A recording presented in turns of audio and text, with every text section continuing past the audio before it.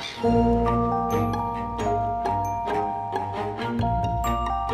love Amsterdam as a city to live in. I think there's a good balance between work and life. If you bike around for 10 minutes, you will always bump into someone you know. There's a lot of cultural things happening here. There's a good startup community here. However, I'm part of this generation of digital natives who grew up with the internet. I think that has, until now, the biggest impact on my life of who I am today.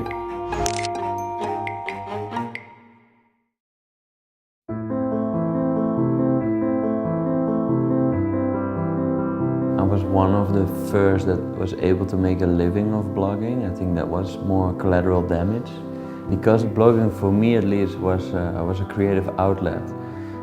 Once I get excited about something, I want to share things or help people. And so to me, the blog always was an ongoing conversation with people that became friends.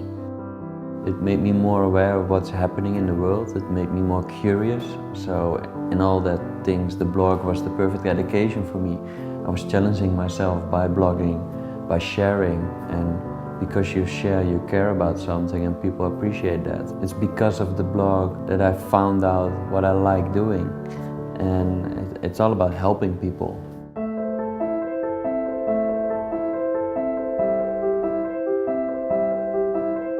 And we found him on the street. He was almost suicidal, and he's a founding member. I think you have to be a little bit naive and dream and really believe in your dreams. It's really hard work. It's almost mental. I always say you have to be foolish enough to become an entrepreneur. But it's also really fulfilling. You know, you build something that you set out to do yourself. So there's a lot of personal growth in there. There's a lot of reflection, there's a lot of pain and gain.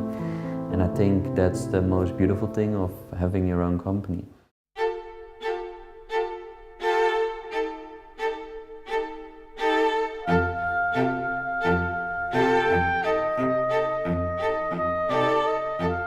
At this stage, I get most inspiration from the people around me. So the team that I'm working with, they inspire me a lot. I get challenged by them a lot. And next to that, you know, life itself. When I bike through Amsterdam, that's inspiration on itself. Amsterdam is like a small open-air museum. But most of all, it's people who inspire me.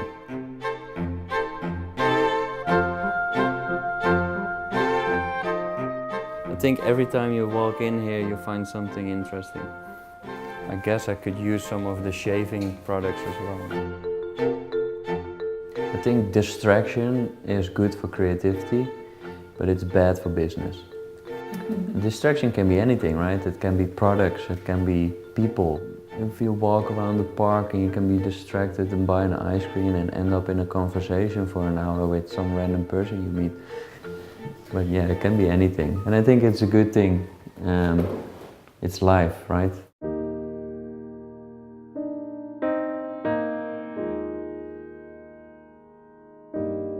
I'm permanently online, and what I'm happy with right now is that I can be offline for a certain period and don't feel that I have to go online. And I think that's, for me, quite an achievement, because I always had a feeling that I had to be online to be the first to share something about or blog about something, you know?